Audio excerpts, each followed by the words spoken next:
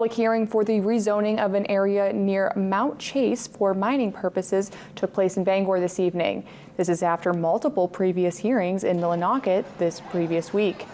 Over 100 were in attendance at today's Bangor hearing, many who were also attending a protest outside the Cross Insurance Center where the hearing was held.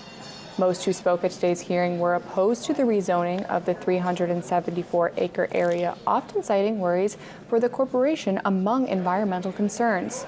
Those in favor cited the addition of jobs in the area and measures being taken to protect the surrounding environment.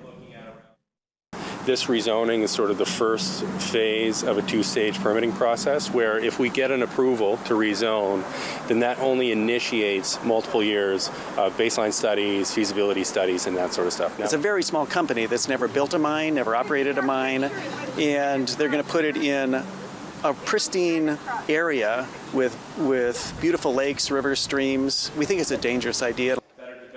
Maine Land Use Planning Commission will make a decision on the rezoning of the Picket Mountain site in the following weeks. People from all across the state were in attendance. The process was possible due to a new mining law enacted in 2017, and the rezoning process began back in January of this year.